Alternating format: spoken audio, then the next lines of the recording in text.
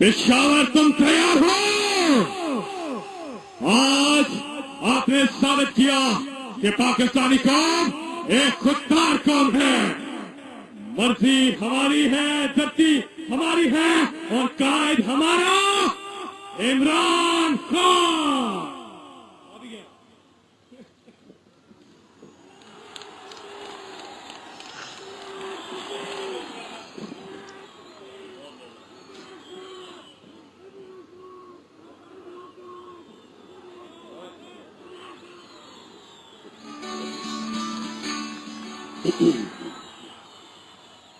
बिस्मिल्लाहिर्रहमानिर्रहीम। इय्याका नअबुदु व इय्याका नस्तईन।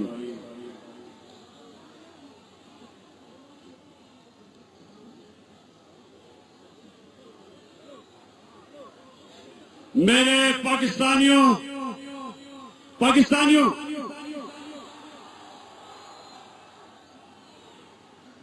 लियाकत बलोच ने एक बात कही, मैं पहले अपनी तकरीर से पहले उस बात के ऊपर आना चाहता हूं। उन्होंने कहा कि अगर हमारी हुकूमत पख्तूनख्वा में चली भी गई, हम अपने असूलों पे खड़े रहेंगे। मैं सुन रहा था मेरे दोस्त मौलाना फजल रहमान को,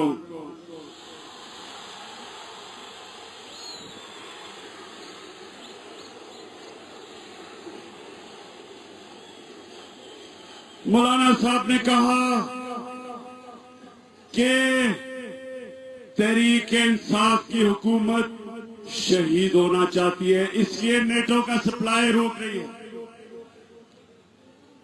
मौलाना साहब, तहरीक-ए-इंसाफ की हुकूमत शहीद नहीं होने वाली, ये गाजी बनने वाली है।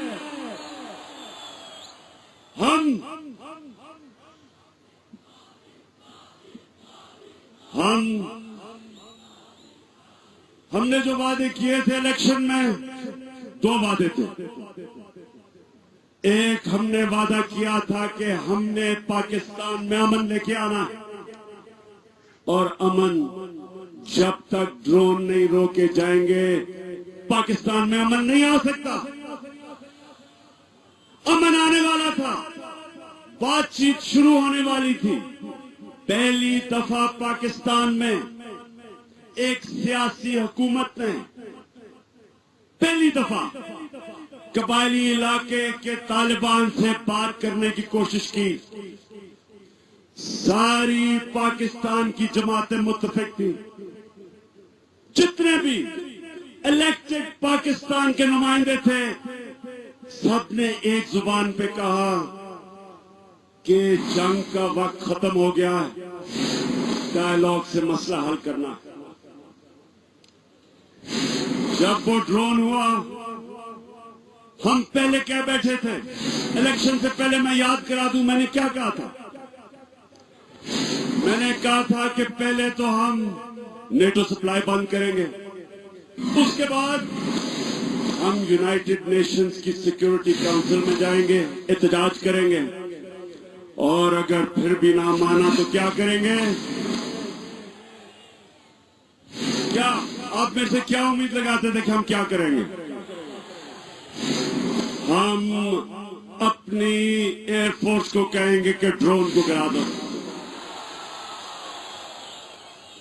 अब जो भी वजूहात थी, शेख रशीद ने आपको बताया कि हमें पावर तो नहीं मिली सेंटर में, लेकिन क्योंकि सूबे में हमारी हुकूमत है, हम सिक्योरिटी काउंसिल तो नहीं जा सकते, हम ड्रोन भी नहीं गिरा सकते, लेकिन हम नेटो सप्लाई रोक सकते हैं। और हम रोकेंगे, हमारे नौजवान रोकेंगे, हमारे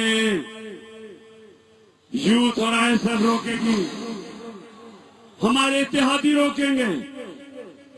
मैं उन लोगों को ये कह देना चाहता हूं یہ نہ سمجھو کہ ہم شہید ہو رہے ہیں. ہم نے جو لوگوں سے وعدہ کیا تھا یہ وہ حکومت ہے جو انشاءاللہ ایک ایک وعدے پہ پورا کھڑا ہوگی. ہم نے یہ بھی وعدہ کیا تھا کہ ہم کرپشن کے جن کا مقابلہ کریں گے. مجھے بتائیں آج تک کبھی پاکستان کی تاریخ میں کوئی جماعت آئی ہے جس نے اپنے آپ کو کمزور کیا، اپنی کوalition کو کمزور کیا ہے، کرپٹ وزیروں کو باہر نکالا ہے؟ کبھی آئی ہے؟ ہر وقت مفاہمت، کمپرومائزز، مکمکہ. تحریک انصاف کے اتحادی اور ہم نے فیصلہ کیا کہ اگر اصول کے اوپر حکومت گئی اور ہمیں کسی نے بلیک میل کیا، ہم شہید نہیں ہوں گے، ہم پھر سے الیکشن کروائیں گے اور بڑی میجورٹی لے کے آئیں گے. اب میرا پیغام یا محمد نواز شریف آپ کے لیے،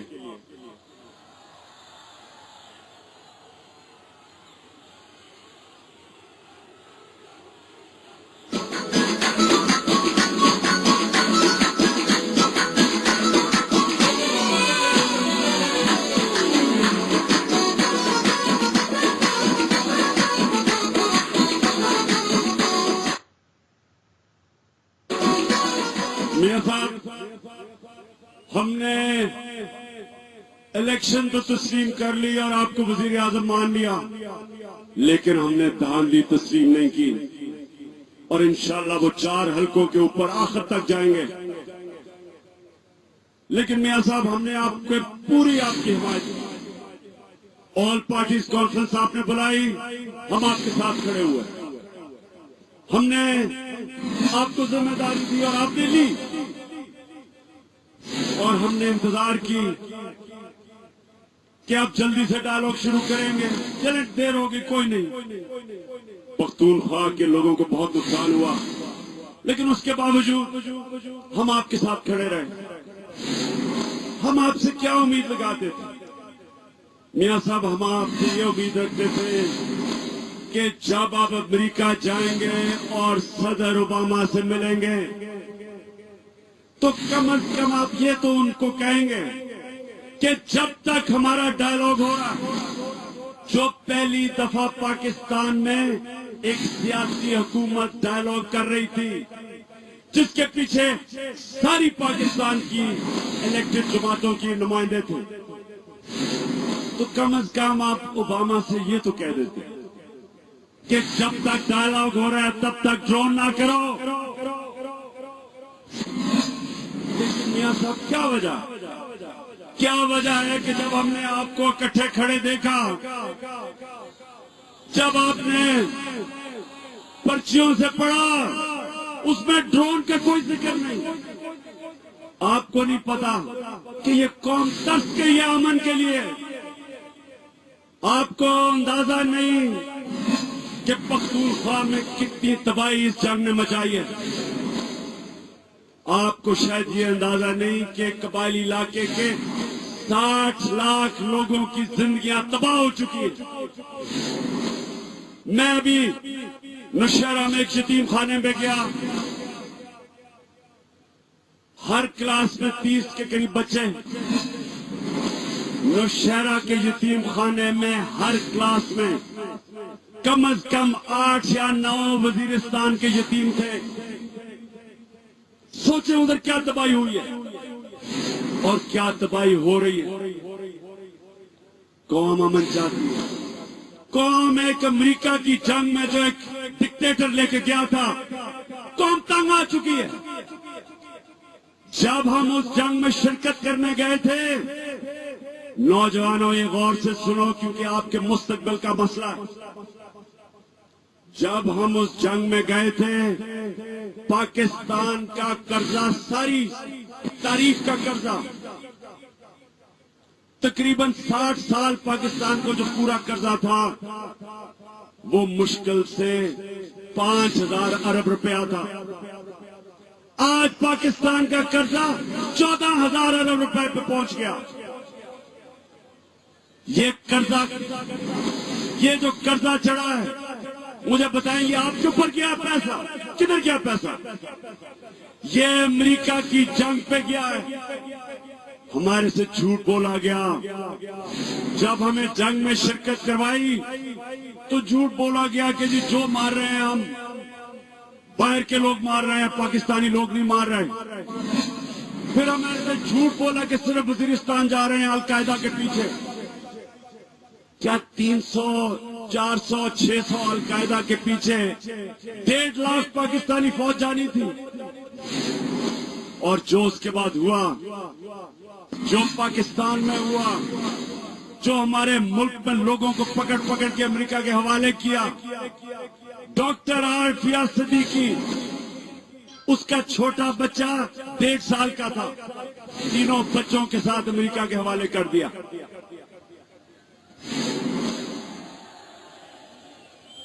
اور امریکہ کے سامنے ہم پچھتے گئے۔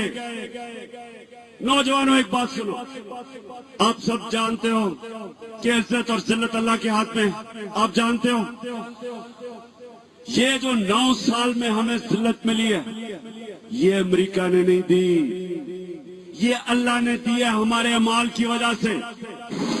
جب ہم نے اپنی سرزمین پہ ظلم ہونے دیا، جب ہماری حکومتوں نے اپنے لوگوں سے جھوٹ بولا، جب عافیہ صدیقی اور اس کے 3 بچے جیسے پتہ نہیں کتنے لوگ امریکہ کے حوالے کر دیے، جب جنرل مشرف خود اپنی کتاب میں لکھتا ہے کہ ہم نے پیسے لے کے لوگ امریکہ کے حوالے کیے، جب ہم نے کتنے لوگ مارے اور پتہ ہی نہیں، بس یہ ملیٹنٹ مارا گیا، نہ نام نہ کچھ، ہماری فوج کو اپنے لوگوں سے لڑایا، ہمارے بیچارے کتنے فوجی شہید ہوئے، کتنے ہمارے فوجی معذور ہوئے، تقریباً 50,000 پاکستانیوں کا خون ہوا۔ کس لیے کیا؟ کیا کوئی پاکستانی ملوث تھا 9/11 میں؟ ہمارا کیا قصور تھا؟ یہ سب کیوں ہوا؟ یہ ذلت کیوں ملی؟ اور ذلت کا یہ حال تھا کہ ہماری فوج امریکہ کی جنگ لڑ رہی ہے اور امریکہ کہہ رہی ہے کہ ڈو مور، کہ دوگلے ہو آپ صحیح طرح لڑ نہیں رہے، اب نورا کشتی کھیل رہے، خود افغانستان میں جیت نہیں رہے، لیکن ہماری فوج کو کہہ رہے ہیں کہ آپ تو جان کے نہیں لڑ رہے۔ بیچارے فوجیوں کو سلالہ میں 24 فوجیوں کو شہید کیا گیا۔ وہ فوج جو امریکہ کے لیے لڑ رہی، ان فوجیوں کو شہید کیا گیا، اور 1 گھنٹہ پاکستانی فوج ان کو پیغام پہنچاتی رہی کہ ہمارے فوجی ہیں، 1 گھنٹہ، اور انہوں نے بے دردی سے 24 فوجیوں کو شہید کیا۔